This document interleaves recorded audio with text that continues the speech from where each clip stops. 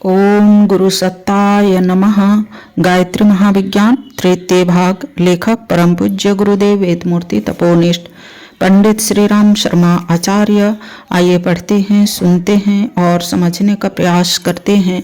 गायत्री मंत्र के साथ स्वाध्याय शुरू करते हैं। ओम भूर्भुवः स्वः तत्सवितुर्वरेण्यं भर्गो देवस्य धीमहि धियो यो नः प्रचोदयात्। गायत्री साधना निष्फल नहीं जाती। अपनी आंतरिक स्थिति के अनुकूल पंचमुखी गायत्री के 5 साधनाओं में से एक उपयुक्त साधना चुन लेनी चाहिए। जो विद्यार्थी जिस कक्षा का होता है उसे उसी कक्षा की पुस्तकें पढ़ने को दी जाती है। बीए के विद्यार्थी को 6वें दर्जे की पुस्तकें पढ़ाई जाए तो इससे उनकी उन्नति में कोई सहायता न मिलेगी।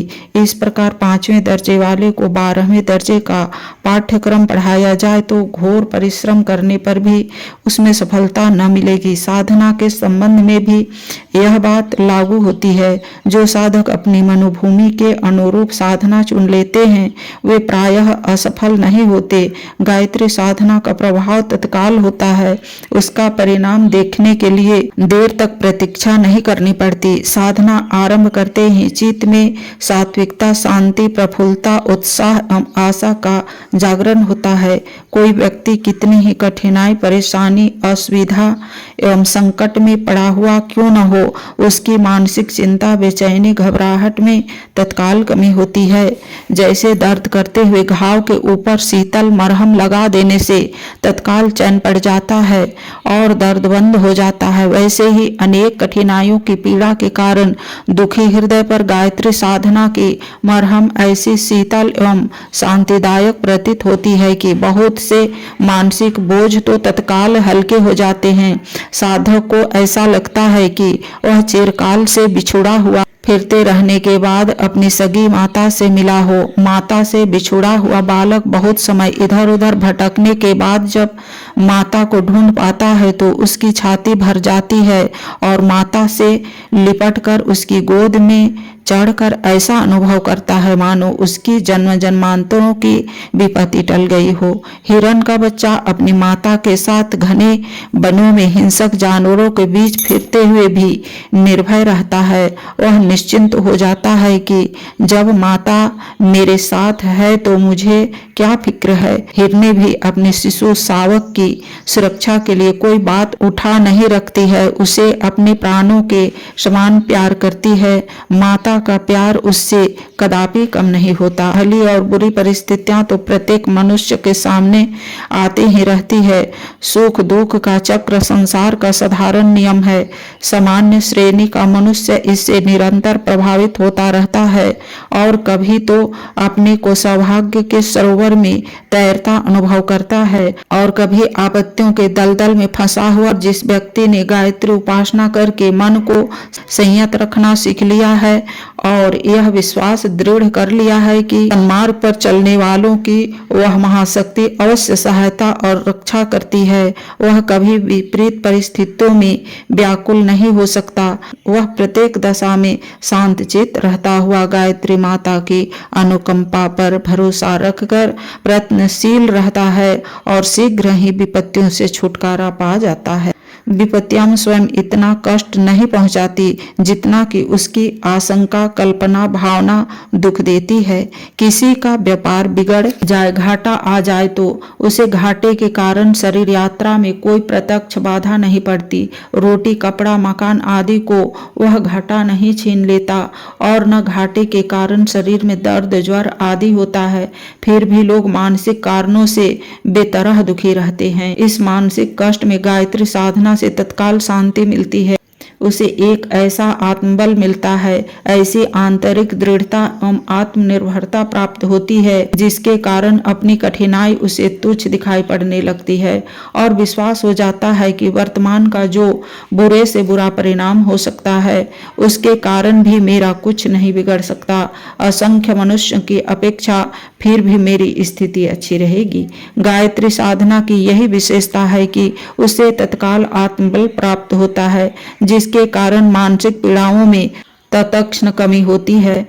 हमें ऐसे अनेक अवसर याद हैं जब दुखों के कारण आत्महत्या करने के लिए तत्पर होने वाले मनुष्यों के आंसू रुके हैं और उनने संतोष की सांस छोड़ते हुए आशा भरे नेत्रों को चमकाया है। घाटा, बीमारी, मुकदमा, विरोध, गृह क्लेश, शत्रुता आदि के कारण उत्पन्न होने वाले परिणामों की कल्पना से जिनके होंठ सूखे रहते थे, चेहरा विवादग्रस्त रहता था, उन्होंने माता की कृपा पाकर हंसना सीखा और मुस्कुराहट की रेखा उनके कपालों पर दौड़ने लगी। जो होना है होकर रहे, प्रारब्ध भोग हमें स्वयं भोगने पड़ेंगे। जो टल नहीं सकता उसके लिए दुखी होना व्यर्थ है। अपने कर्मों का परिणाम भोगने के उसके लिए विरोचित बहादुरी को अपनाया जाए। इन भावनाओं के साथ वह अपनी उन कठिनाइयों को तृणवत तुच्छ समझने लगता है जिन्हें कल तक पर्वत के समान भयंकर और दुस्तर समझता था। जिन लोगों को यह भय था कि उन्हें सताया जाएगा, दुख दिया जाएगा, न जाने क्या क्या आपत्तियां उठानी पड़ेगी, भविष्य घोर अंधकार में रहेगा, उनके मन में साहस का उदय होते ही यह विश्वास जम गया कि मुझ अविनाशी आत्मा का कोई कुछ नहीं बिगाड़ सकता। दिन के बाद रात और रात के बाद दिन आना निश्चित है। इसी प्रकार सुख के बाद दुख और दुख के बाद सुख आना भी निश्चित है। यह हो नहीं सकता कि आज की कठिनाई सदा नहीं रहे और उससे छुटकारा पाने कोई उपाय न निकले। यदि संभावित कठिनाई आई भी तो यह निश्चित है कि उसकी भयंकरता कम करने के लिए कोई न कोई नया उपाय भी भगवान अवश्य सुझावेगा। इस प्रकार ऐसे अनेक साहसपूर्ण विचार मन में उठना आरंभ हो जाते हैं और उस आत्मबल के कारण साधक की आधी कठिनाई तो तत्क्षण दूर हो जाती है। उसका सोता हुआ मानस अपने विषाद से छुटकारा पा जाता है। आशा और उत्साह की किरणें उसे अपने चारों ओर फैली हुई दिखती है। जो प्रभु राई को पर्वत कर सकता है और पर्वत को राई बना सकता है, वह हमारे भाग्य आकाश का अंधकार मिटाकर प्रकाश भी चमका सकता है। इस विश्वास के साथ गायत्री साधक में आशा एवं उत्साह की तरंगे हिलोरें लेने लगती है। अनेक बार तो गायत्री के उपासक की कठिनाइयां ऐसे अचरज भरे ढंग से हल होती है कि उसे देवी चमत्कार ही कहना पड़ता है। ऐसी घटनाएं हमने स्वयं अपनी आंखों से देखी है कि जहां सब लोग पूर्ण निराश हो चुके थे, कार्य सिद्ध होना असंभव मालूम होता था, भय एवं आशंका की घड़ी बिल्कुल नजदीक आ गई थी और मालूम पड़ता था कि विपत्ति का पर्वत अब टूटना ही चाहता है। लोगों के कलेजे धक धक कर रहे थे कि अब विपत्ति निश्चित है, रक्षा का कोई उपाय कारगर नहीं हो सकता। ऐसी विपन्न परिस्थितियों में एकाएक जादू की तरह परिवर्तन हुआ है। परिस्थितियों ने ऐसा पलटा खाया कि कुछ से कुछ हो गया। अंधकार की काली घटाएं उड़ गई और प्रकाश का सुनहरा सूरज चमकने लगा। ऐसे घटनाओं को देखकर सहसा यह शब्द मुंह से निकले कि प्रभु की कृपा से कुछ भी असंभव नहीं है। तुलसीदास जी की मूक हो ही वचाल पंगु चढ़ही गिरवर गहन की मान्यता अनेक बार चरितार्थ होती देखी गई है। कई बार अत्यंत प्रबल प्रारब्ध इतना अटल होता है कि वह टल नहीं पाता। हरिश्चंद्र, प्रहलाद, पांडव, राजा नल, दशरथ सरीखे महापुरुषों को प्रारब्ध के कुचक्र सहनी पड़ी। यद्यपि उनके सहायक संबंधी और गुरुजन अत्यंत उच्च कोटि के आत्मशक्ति संपन्न थे, फिर भी दुर्भाग्य टल न सके। जहाँ ऐसे अनिवार्य अवसर होते हैं, वहाँ भी गायत्री महाशक्ति के कारण प्राप्त हुए आत्मबल के कारण मानसिक त्रास तत्क्षण कम हो जाता है और साधक विषाद, दीनता, कायरता, बेचैनी, घबराहट, निराशा, व्याकुलता का परित्याग करके साहस और धैर्य पूर्वक परिस्थितियों का मुकाबला करता है और हंस खेल कर संतोष और शांति के साथ बुरी घड़ियों को गुजार लेता है। वेद माता की आराधना एक प्रकार का आध्यात्मिक कायाकल्प करना है। जिन्हें कायाकल्प की विद्या मालूम है, वे जानते हैं कि इस महाअभियान को करते समय कितने धैर्य और संयम का पालन करना होता है। तब कहीं शरीर की जीर्णता दूर होकर नवीनता प्राप्त होती है। गायत्री साधना का आध्यात्मिक कायाकल्प और भी अधिक महत्वपूर्ण है।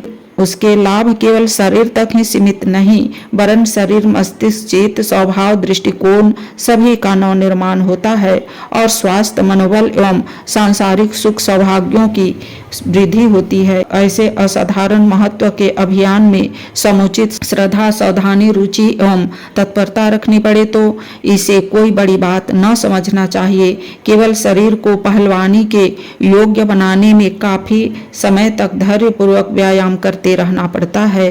दंड बैठक, कुश्ती आदि के कष्ट साध्य कर्मकांड होते हैं। दूध, घी, मेवा, बादाम आदि में काफी खर्च होता रहता है, तब कहीं जा पहलवान बना जा सकता है। क्या आध्यात्मिक कायाकल्प करना पहलवान बनने से भी कम महत्व का है?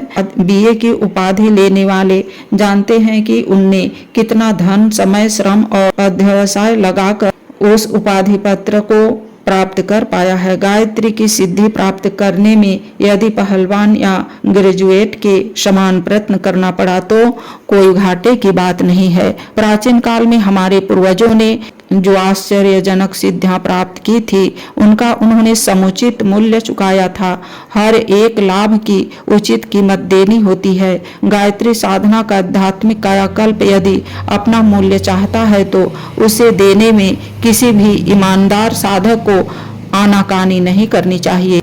यह सत्य है कि कई बार जादू की तरह गायत्री उपासना का लाभ होता है।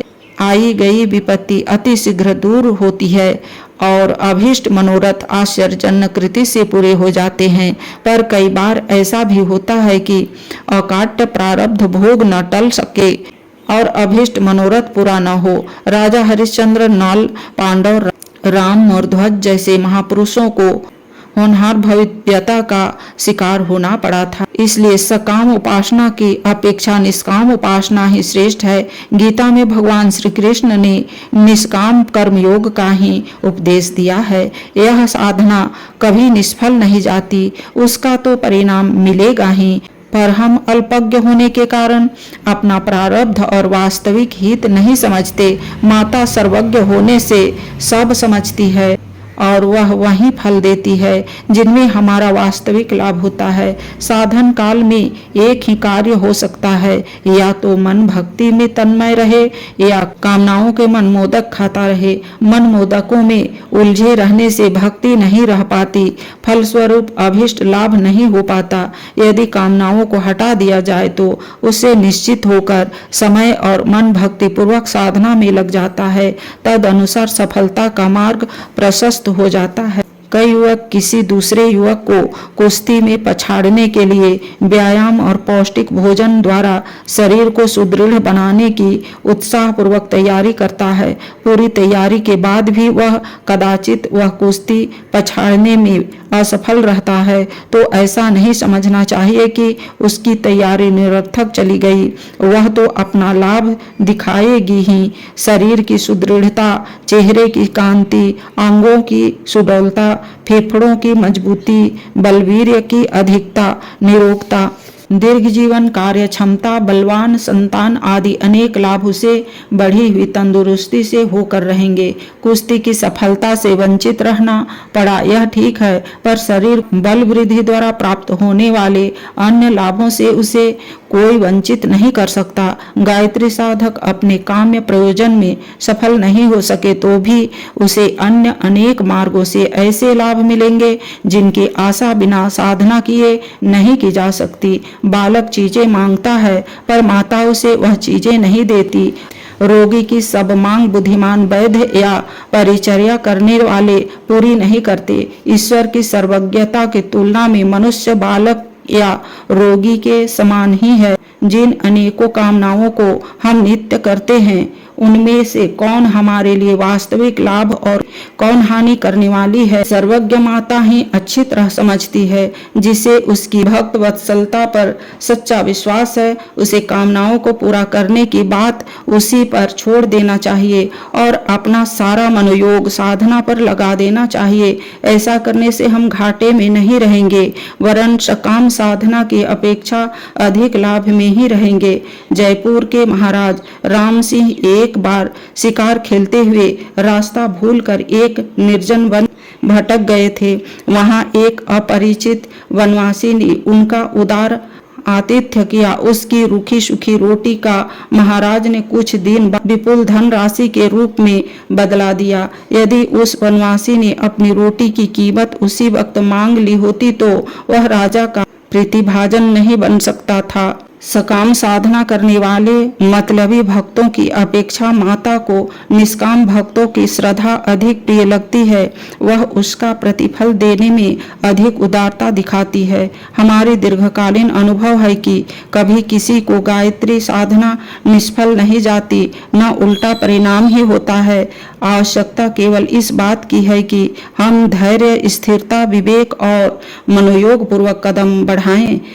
उस मार्ग में छछोरपन से नहीं, सुदृढ़ आयोजन से ही लाभ होता है। इस दिशा में किया हुआ सच्चा पुरुषार्थ अन्य किसी भी पुरुषार्थी से अधिक लाभदायक सिद्ध होता है। गायत्री साधना में जितना समय, श्रम, धन और मनोयोग लगता है, सांसारिक दृष्टि से उस सब का जो मूल्य है वह कई गुना होकर साधक के पास निश्चित रूप से लौट आता है। आज के वीडियो में इतना ही। अगले वीडियो में गायत्री का तंत्रोक्त वाम मार्ग के बारे में पढ़ेंगे और समझेंगे। लाइक, सब्सक्राइब और शेयर करें। धन्यवाद। ओम शांति। वाम मार्ग के पंचमकारों में पंचम मकार मैथुन है। अन्नमय कोश और प्राणमय कोश के सम्मिलित मैथुन से यह महत्वपूर्ण क्रिया होती है। इस अगणित गुप्त अंतरंग शक्तियों के अनुलोम विलोम क्रम के आकर्षण, विकर्षण, घूर्णन, चूर्णन, अंकुंचन, विकुंचन, प्रत्यारोहण, अभिवर्धन, ऋषिकरण, प्रत्यावर्तन आदि सूक्ष्म मंथन होते हैं, जिनके कारण थोड़े में स्त्री पुरुष के शरीरों में आपसी महत्वपूर्ण आदान प्रदान होता है। रति क्रिया साधारणतः एक अत्यंत साधारण शारीरिक क्रिया दिखाई देती है, पर उसका सूक्ष्म महत्व अत्यधिक है। उस महत्व को समझते हुए ही भारतीय धर्म में सर्वसाधारण की सुरक्षा का, हितों का ध्यान रखते हुए इस संबंध में अनेक मर्यादाएं बांधी गई है। मस्तिष्क, हृदय और जन इंद्रियाम शरीर में यह 3 शक्ति पुंज है। इन्हीं स्थानों में ब्रह्म ग्रंथि, विष्णु ग्रंथि, रुद्र ग्रंथि है। वाम मार्ग में काली तत्व से संबंधित होने के कारण रुद्र ग्रंथि से जब शक्ति संचय करने के लिए कूर्म प्राण को आधार बनाना होता है तो मैथुन द्वारा सामर्थ्य भंडार जमा किया जाता है।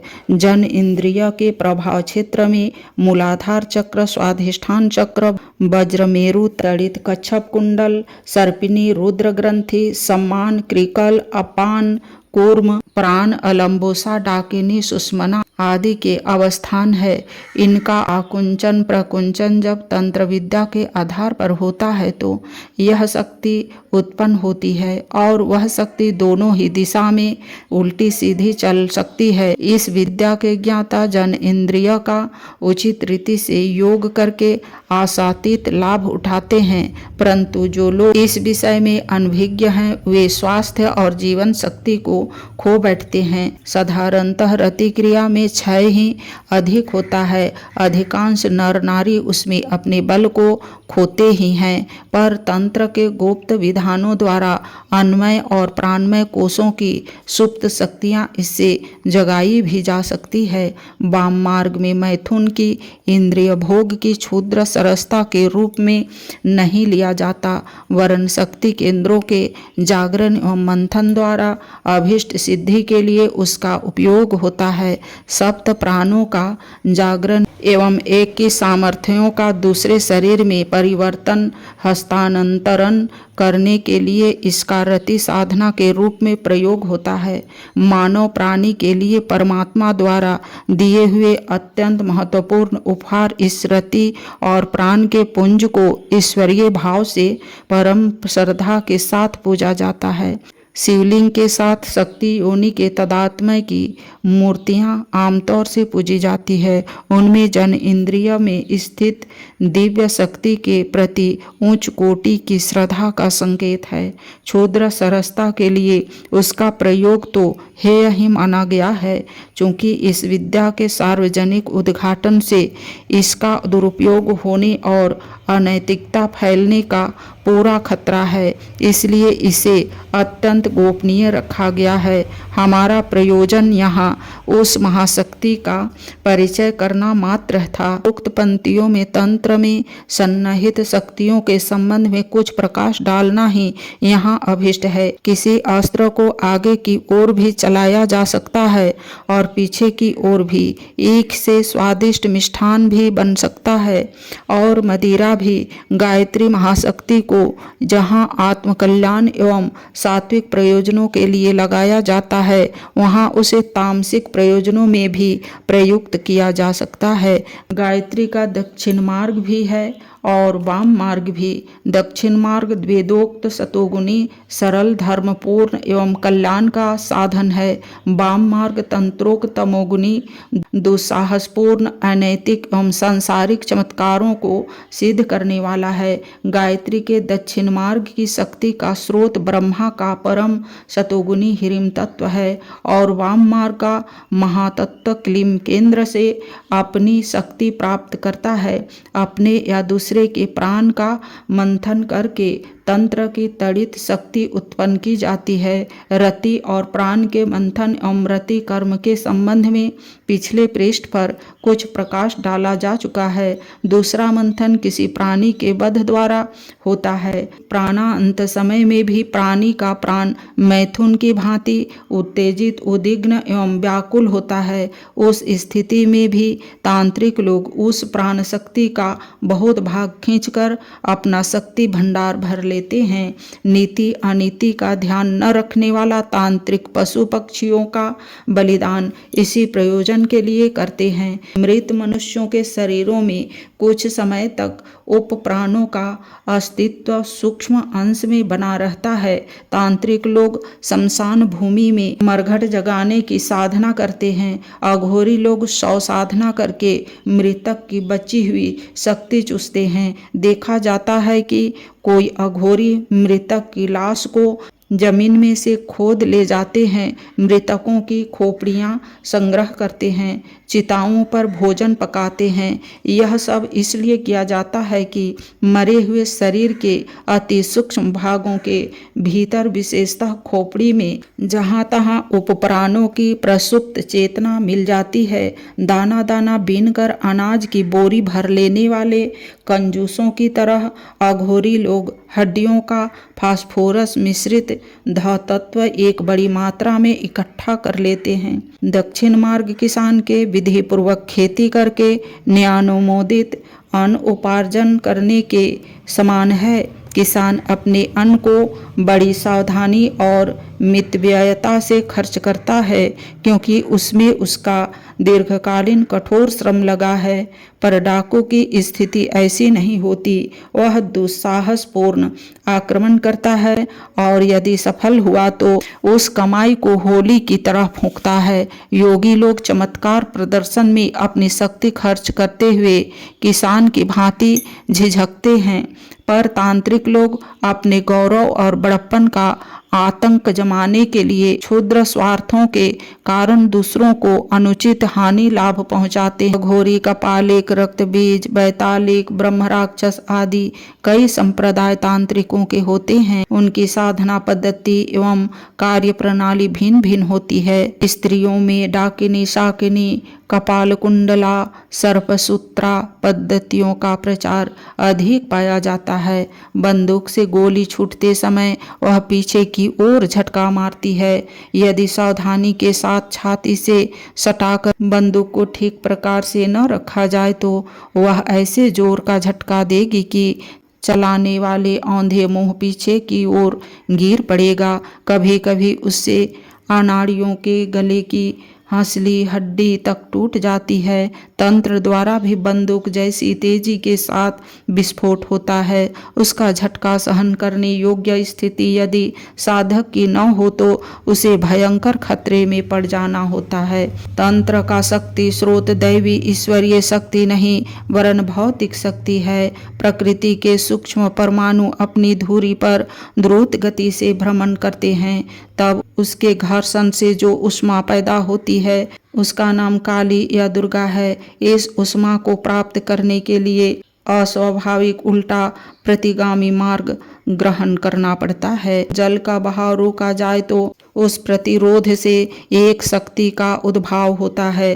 तांत्रिक वाम मार्ग पर चलते हैं, फलस्वरूप काली शक्ति का प्रतिरोध करके अपने को एक तामसिक पंच भौतिक बल से संपन्न कर लेते हैं। उल्टा आहार, उल्टा विहार, उल्टी दिनचर्या, उल्टी गतिविधि, सभी कुछ उनका उल्टा होता है। अघोरी, रक्त बीजी, कपाली, डाकिनी आदि के संपर्क में जो लोग रहे हैं वे जानते हैं कि उनके आचरण कितने उल्टे और विभत्स होते हैं। द्रुत गति से एक नियत दिशा में दौड़ती हुई रेल, मोटर, नदी, वायु आदि के आगे आकर उसकी गति को रोकना और उसे प्रतिरोध से शक्ति प्राप्त करना यह खतरनाक खेल है। हर कोई इसे कर भी नहीं सकता क्योंकि प्रतिरोध के समय झटका लगता है। प्रतिरोध जितना बड़ा होगा झटका उतना ही जबरदस्त लगेगा।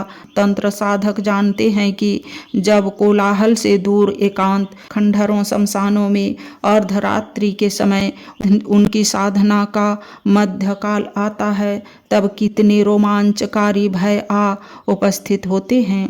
गगनचुंबी राक्षस, विशालकाय सर्प, लाल नेत्रों वाले शुकर और महिष छुरी से दांतों वाले सिंह साधक के आसपास जिस रोमांचकारी भयंकरता से गर्जन तर्जन करते हुए कोहराम मचाते और आक्रमण करते हैं, उनसे न तो डरना और न विचलित होना यह साधारण काम नहीं है। साहस के अभाव में यदि इस प्रतिरोध प्रतिक्रिया से साधक भयभीत हो जाए तो उसके प्राण संकट में पड़ सकते हैं। ऐसे अवसरों पर कोई व्यक्ति पागल, बीमार, गूंगे, बहरे, अंधे हो जाते हैं। कईयों को प्राणों से हाथ धोना पड़ता है। इस मार्ग में साहसी और निर्भीक प्रकृति के मनुष्य ही सफलता पाते हैं। ऐसी कितनी ही घटनाएं हमें मालूम है जिनमें तंत्र साधकों को खतरे से होकर गुजरना पड़ा है। विशेषतः जब किसी सूक्ष्म प्राण सत्ता को वशीभूत करना होता है तो उसकी विपरीत प्रतिक्रिया बड़ी विकट होती है। सूक्ष्म जगत रूपी समुद्र में मछलियों की भांति कुछ चैतन्य प्राणधारियों में स्वतंत्र सत्ताओं का अस्तित्व पाया जाता है। जैसे समुद्र में मछलियां अनेक जाति की होती है, उसी प्रकार यह सत्ताएं भी अनेक स्वभावों, गुणों, शक्तियों से संपन्न होती है। इन्हें पितरपक्ष, गंधर्व, किन्नर, राक्षस, देव, दानव, ब्रह्म, बैताल, कुष्मांड, भैरव, रक्तबीज आदि कहते हैं। उनमें से किसी को सिद्ध करके उसकी शक्ति से अपने प्रयोजनों को साधा जाता है। इनको सिद्ध करते समय वे उलटकर कुचले हुए सर्प की तरह ऐसा आक्रमण करते हैं कि निर्बल साधक के लिए उस चोट का झेलना कठिन होता है। ऐसे खतरे में पड़कर कई व्यक्ति इतने भयभीत एवं आतंकित होते हमने देखे हैं कि जिनकी छाती की रक्तवाहिनी नाड़ियां फट गई हो, मुख, नाक तथा मलमार्ग से खून बहने लगा। ऐसे आहत लोगों में से अधिकांश को मृत्यु के मुख में प्रवेश करना पड़ा। जो बचे उनका शरीर और मस्तिष्क विकारग्रस्त हो गया। भूतोन्माद, मानसिक भ्रम, आवेश, अज्ञात आत्माओं द्वारा कष्ट दिया जाना, दुस्वप्न, तांत्रिक के अभिचारी आक्रमण आदि किसी सूक्ष्म प्रक्रिया द्वारा जो व्यक्ति आक्रांत हो रहा हो उसे तांत्रिक प्रयोगों द्वारा रोका जा सकता है और उस प्रयोक्ता पर उसी के प्रयोग को उल्टाकर उस अत्याचार का मजा चखाया जा सकता है। परंतु इस प्रकार के कार्य दक्षिण मार्गी गायत्री उपासना से भी हो सकते हैं। अभिचारियों या दुष्टों पर तत्कालिक उल्टा आक्रमण करना तो तंत्र द्वारा ही संभव है, पर हाँ, प्रयत्नों को वेदोक्त साधना से भी निष्फल किया जा सकता है और उनकी शक्ति को छीनकर भविष्य के लिए उन्हें विष रहित सर्प जैसा हतवीर्य बनाया जा सकता है। तंत्र द्वारा किन्हीं स्त्री पुरुषों की काम शक्ति अपहरण करके उन्हें नपुंसक बना दिया जाता है, पर अति असंयम को दक्षिण मार्ग द्वारा भी संयमित किया जा सकता है। तंत्र की शक्ति प्रधानतः मारक एवं आक्रमणकारी होती है, पर योग द्वारा शोधन, परिमार्जन, संचय एवं रचनात्मक निर्माण कार्य किया जाता है। तंत्र के चमत्कारिक प्रलोभन असाधारण है। दूसरों पर आक्रमण करना तो उनके द्वारा बहुत ही सरल है। किसी को बीमारी, पागलपन, बुद्धि भ्रम, उच्चाटन उत्पन्न कर देना, प्राणघातक संकट में डाल देना आसान है। सूक्ष्म जगत में भ्रमण करती हुई किसी चेतना ग्रंथि को प्राणवान बनाकर उससे प्रेत, पिशाच, बैताल, भैरव, कर्ण, पिशाचिनी, छाया पुरुष आदि के रूप सेवक की तरह काम लेना, सुदूर देशों से अजन्वी चीजें मंगा देना, गुप्त रखी हुई चीजें या अज्ञात व्यक्तियों के नाम पते बता देना तांत्रिक के लिए संभव है। आगे चलकर वेश बदल लेना या किसी वस्तु का रूप बदल देना भी उनके लिए संभव है। इसी प्रकार की अनेकों विलक्षणताएं उनमें देखी जाती है, जिसे लोग बहुत प्रभावित होते हैं और उनकी भेंट पूजा भी खूब होती है। परंतु स्मरण रखना चाहिए कि इन व्यक्तियों की स्रोत परमाणुगत उष्मा काली ही है, जो परिवर्तनशील है। यदि थोड़े दिनों साधना बंद रखी जाए या प्रयोग दिए जाएं तो उस शक्ति का घट जाना या समाप्त हो जाना अवश्यंभावी है। तंत्र द्वारा कुछ छोटे मोटे लाभ भी हो सकते हैं। किसी के तांत्रिक आक्रमण को निष्फल करके किसी निर्दोष की हानि को बचा देना ऐसा ही सदुपयोग है। तांत्रिक विधि से शक्तिपात करके अपनी उत्तम शक्तियों का कुछ भाग किसी निर्बल मन वाले को देकर उसे ऊंचा उठा देना भी सदुपयोग ही है। और भी कुछ ऐसे ही प्रयोग हैं जिन्हें विशेष परिस्थिति में काम में लाया जाए तो वह भी सदुपयोग ही कहा जाएगा।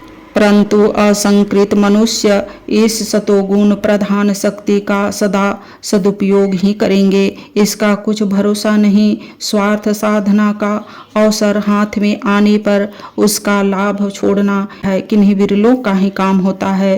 तंत्र अपने आप में कोई बुरी चीज नहीं है, वह एक विशुद्ध विज्ञान है। वैज्ञानिक लोग यंत्रों और रासायनिक पदार्थों की सहायता से प्रकृति की सूक्ष्म शक्तियों का उपयोग करते हैं। तांत्रिक अपने को ऐसी रासायनिक एवं तांत्रिक स्थिति में डाल लेता है कि अपने शरीर और मन को एक विशेष प्रकार से संचालित करके प्रकृति की सूक्ष्म शक्तियों का मनमाना उपयोग करे। इस विज्ञान का विद्यार्थी कोमल परमाणुओं वाला होना चाहिए। साथ ही साहसी प्रकृति का भी कठोर और कमजोर मन वाले इस दिशा में अधिक प्रगति नहीं कर पाते।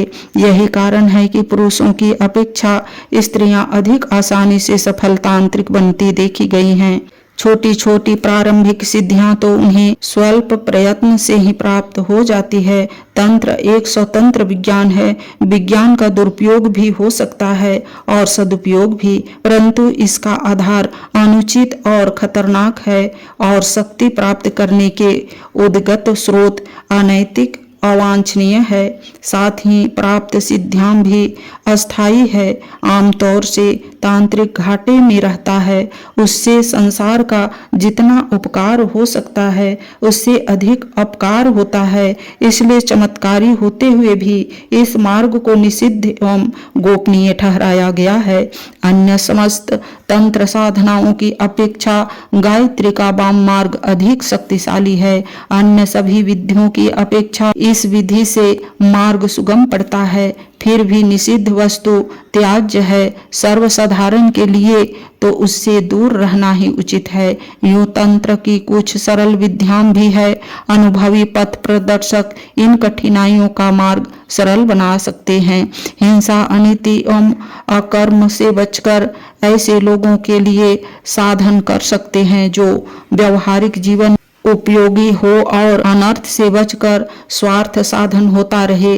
पर यह लाभ तो दक्षिण मार्गी साधन से भी हो सकते हैं। जल्दबाजी का प्रलोभन छोड़कर यदि धैर्य और सात्विक साधन किए जाएं तो उनके भी कम लाभ नहीं है। हमने दोनों मार्गों का लंबे समय तक साधन करके यही पाया है कि दक्षिण मार्ग का राजपथ ही सर्वसुलभ है। गायत्री द्वारा साधित तंत्र विद्या का क्षेत्र बड़ा विस्तृत है। सर्प विद्या, प्रेत विद्या, भविष्य ज्ञान, अदृश्य वस्तुओं का देखना, परकाया प्रवेश, घात प्रतिघात, दृष्टिबंधन, मारण, उन्मादकरण, वशीकरण, विचार, संदोह, मोहन मंत्र, रूपांतरण, विस्मृत, संतान सुयोग्य, छाया पुरुष, भैरवी, अपहरण, आकर्षण, अभिकर्षण आदि अनेक ऐसे ऐसे कार्य हो सकते हैं जिनको अन्य किसी भी तांत्रिक प्रक्रिया द्वारा किया जा सकता है।